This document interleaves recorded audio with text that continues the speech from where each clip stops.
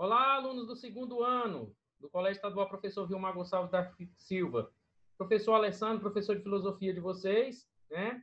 Dando continuidade aí nas nossas videoaulas, né? Vamos falar a respeito do embate que existe entre racionalismo e empirismo. Lembrando que nas duas aulas anteriores nós falamos de cada uma dessas correntes filosóficas, né, de pensamento separadamente, né? Hoje nós vamos confrontá-las uma com a outra, as duas correntes de pensamento da filosofia clássica, tá ok? A gente vai falar aí a respeito delas. Bom, pessoal, o racionalismo e o empirismo são duas escolas de pensamento que surgiram durante a Idade Moderna, né? Influenciaram várias vertentes das teorias clássicas aí da filosofia.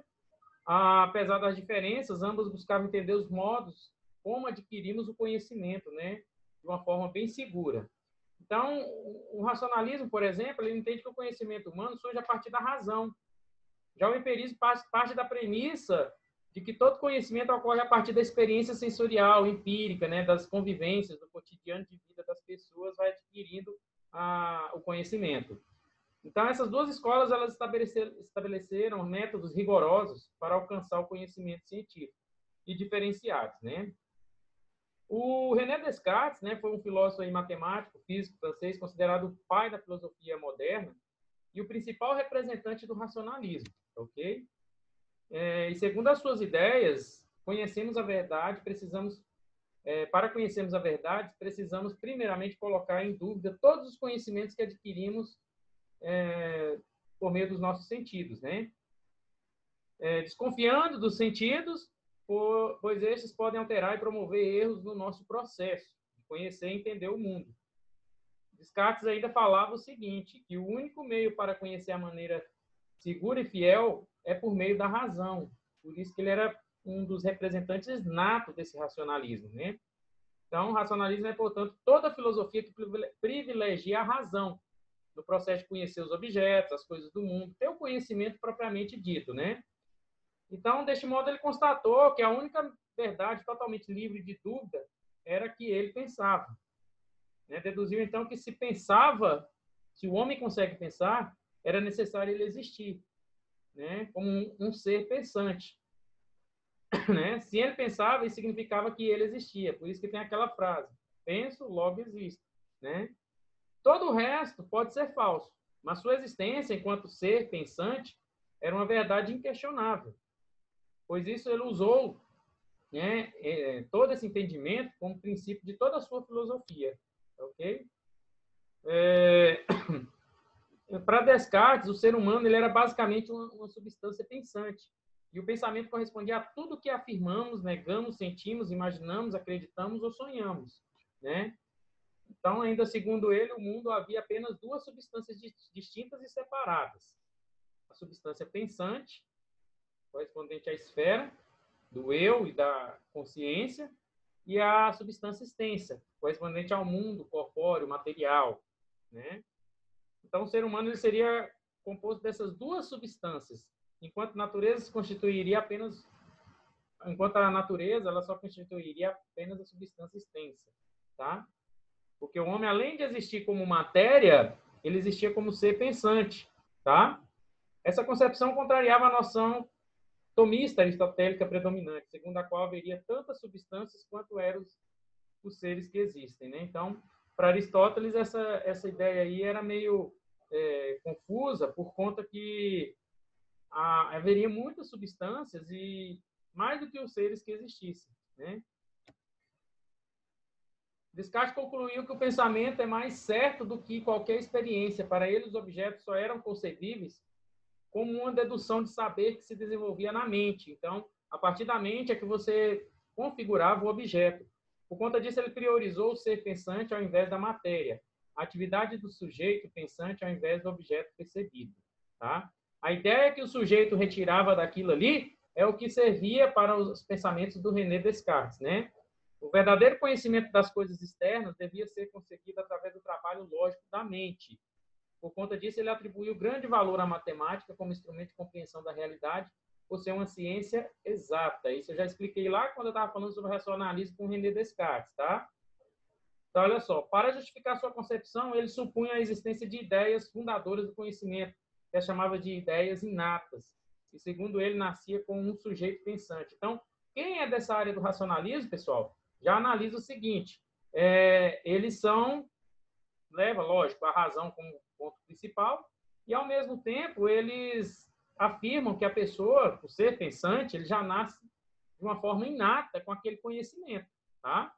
Alguns conceitos matemáticos, as formas geométricas, a noção de Deus, eram exemplos de ideias inatas. Entre os principais defensores do inatismo, no processo de conhecimento, temos o Platão, na Antiguidade, o Santo Agostinho, na Idade Média, e o René Descartes, na Idade Moderna, né? Essa filosofia ela defendia a existência de ideias inatas, provocou uma forte reação de vários pensadores.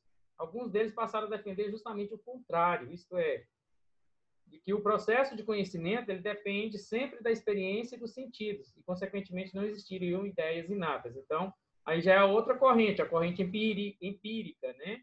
Deste modo, surgiram outras filosofias modernas, chamadas de empiristas, que vem do grego empiria, que significa experiência.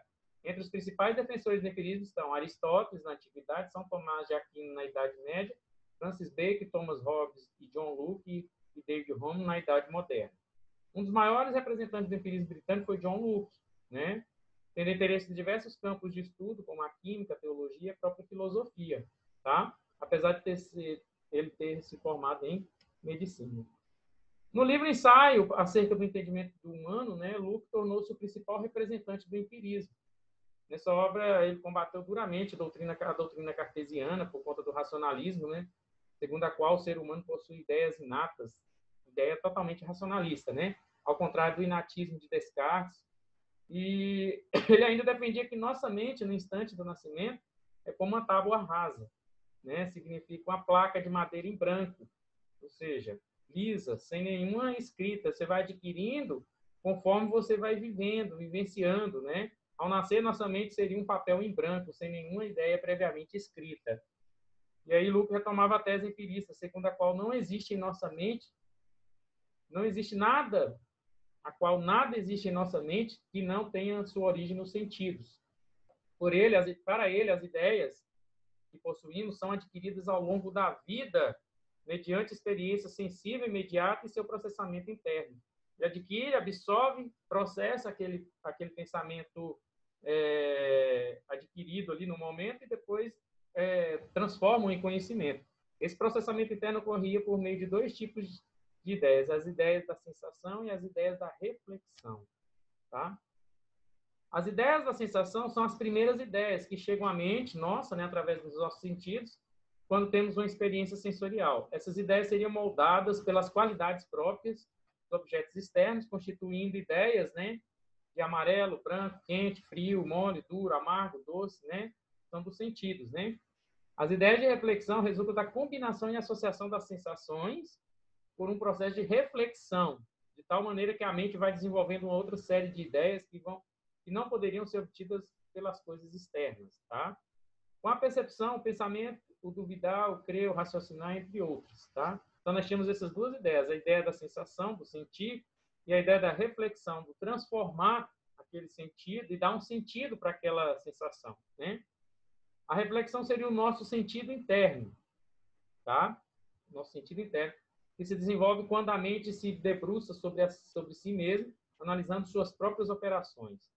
Das ideias simples, a mente avança em direção às ideias cada vez mais complexas, ok? Então é isso, pessoal. Existiam as duas correntes de pensamento, da qual elas estão totalmente contrárias, né, e que influenciavam esses grandes pensadores da época, né? Tanto durante a Idade Antiga, durante a Idade Média e a Idade Moderna, tá? Pessoal, eu quero agradecer a participação e a atenção de todos, tá? Fiquem em casa, só saia se necessário nesse período de pandemia, tá? Para isso nós estamos esforçando. Essa aula vai estar disponível no Sala Virtual, como também no meu site aí, ó, no meu canal no YouTube, né? Aula disponível aí no canal GeoCerrado, tá ok? Espero que vocês tenham aproveitado bem a aula. Fiquem com Deus e até